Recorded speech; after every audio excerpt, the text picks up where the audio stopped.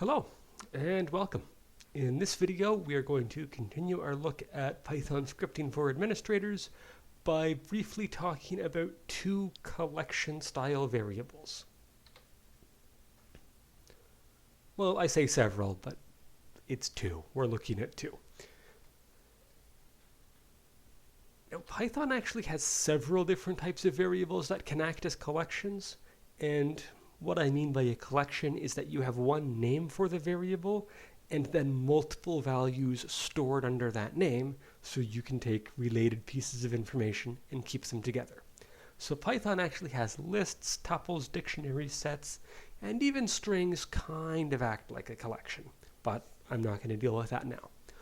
All we're going to look at in this lesson, though, is lists and sets, because per usual, I'm looking at a very limited subset of Python specifically useful for system administration, not traditional programming. So the first type that we're going to look at is a list. And if you're familiar with other languages, what Python calls a list is very, very similar to what other languages would call an array. We have one name, multiple values accessed by an index. Those values are stored in order. They can be several different data types themselves, but they're all accessible by the name of this list and a numbered index where they are in this list. A good example of where you might run into these as an administrator is if you run a shell command with os.popen and it returns multiple lines of output, well, you could get all of that data by getting that output back, storing it in a variable, and then whatever .read, and that would just get you a block of text as one big string. But what if that data represents multiple things? Like if you have asked for all the users currently logged in on the system, or all the processes currently running, or every package currently installed in your machine that needs an update. You probably want to deal with each one at a time. So instead of just calling read and getting this massive string that's all of that data, you could call read lines instead, and that will get you a list, with each element in the list being one line of output from whatever that command was. And we're going to see this in a little bit more detail in a video that I'm about to record after this one on for loops with lists and sets. But before I get there, we kind of need to look at lists and sets. Once we have created a list, we can add items to it. If you call, well, whatever you've called your list, .append, and you pass it another thing, that will get added on to the end of your list. It will append it. And again, remember, lists are stored in order, so if being on the end is what you need, great. If that's not what you need, if you need this piece of data to be partway through the list, and the example I like to use for this is if I'm creating a shopping list, I like to create it in the order based on how the store is laid out, so I can just move down my list item by item as I make one lap around the store, and then I'm done, instead of having to wander back and forth in the order that I happen to remember something is there. So if I need to put an item partway through that list while I'm writing it, well, I would say shopping list.insert, give it a numeric index, how far through the list it should be, and the item that I'm passing in. An important thing to remember with the numeric indices, though, is that 0 is for at least Python lists, 0 is the first element, 1 is the second, 2 is the third, 3 is the fourth, and so on. Potentially, if you have a second list that you want to combine in with your first one, you can even call your list variable .extend, pass it the other list, and that entire second list gets appended onto the first one. So I've got a script pre-written ready to deal with this. Let's take a look at it first, then we'll run it. So initially, I've just created a list of packages that I intend to install same ones I use on pretty much any machine I install. Bind, nmap, policycore utils-python-utils, though admittedly the name of that package changes with pretty much every release. Not going to talk about that in detail here though, it's just a package name. And HTTPD tools. And then I've got a quick demonstration of how we can access a single element from that list. So name of our list variable, square brackets, and the numeric index. And then my script will just pause for a moment while I remind you what was going on when that gets called. Then I've got a quick demo here of how to update an element in the list, because no, I don't actually want bind on every machine I install. That would be silly. They don't all need to be DNS servers. What I actually want is bind utils, so I can look up DNS information with the host and dig and nslookup commands. So the way we do that is the variable name for our list, the square brackets with a numeric index, so that element of this list, and change the value to be some other value. And then again, I just print it out, and the script will pause until I hit enter. I see the typo there. That should be append, but oh well. So I call append, I add an item onto the end of that list because, yes, it's nice to have the nc command as well. And that will just add that on to the end of this list. So it will become bind utils nmap policycore utils python-utils httpd tools nmap ncat. If I wanted something to show up in a particular order, again, we can use insert instead of append, so we can drop that partway through.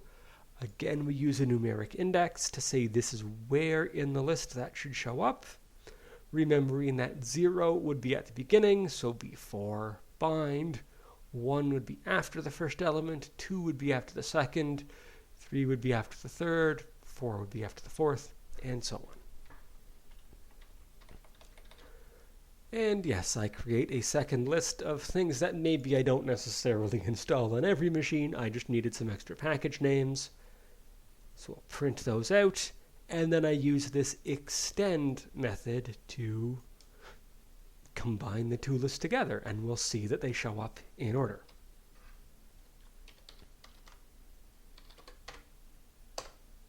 So the first thing it does is print out element 0, which if you remember back to that code, was bind.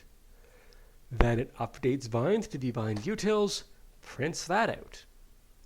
Then it was going to append, I can't remember which package I used for that, nmap ncat, of course. So it adds that to the end of the list. And then it prints out the whole list in order. And every time I run this script, that will show up in the same order. Or every time I perform whatever task this is, it will happen in the same order. Then we inserted EPEL release at element number 3. So that's element 0, element 1, element 2, element 3. And again, every time I run this, that's the same order, so it's completely predictable. So if order matters, a list is the perfect thing for it. There's the other list that I create. And then we called packages.extend, and we add this list on, and that second list gets tacked on to the end of the first one. And just again, to show you how predictable this is, I'll run it again. Bind utils, there it is in the same order, nmap ncat, because we called it with append, always shows up on the end. EPEL release will always be inserted in the spot that we said it should be inserted into. We have our other list, and when we extend our first list with that one, again, it keeps things in order, which if that's what we're looking for, fantastic.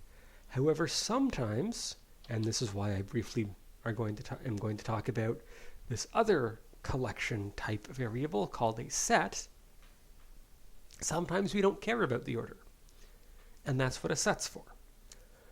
A set is generally very, very similar to a list. It's a collection variable, it has a name, it has multiple values stored under that name, but it has some really important differences.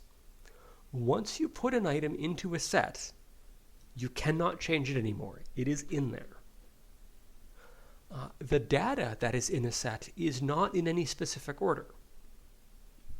And we'll see this when I run my set script in a second, that from one run to a next of the same script, the order will be different. The way that we add more items to an existing set is by calling a method called add. So whatever the set is called, .add, and we give it another value. So I'm going to do, we'll show my script first.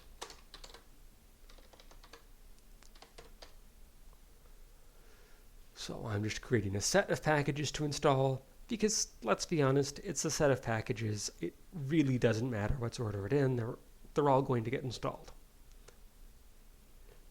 When we create that set, we use curly braces instead of square brackets. That's what says this is a set. And, okay, I'm not really going to talk about the for loop, but just suffice to say it's going to go through and it's going to show them in order. And once that's done, I'm just going to print out here's how many items were in the set. I'm going to use the same example in my for loops video that I'm going to record as soon as I'm done this one. Adding an item into that set, we don't get to specify the index where it will go. We just call add. We give it the new element to put in that set, and it will show up wherever it happens to show up.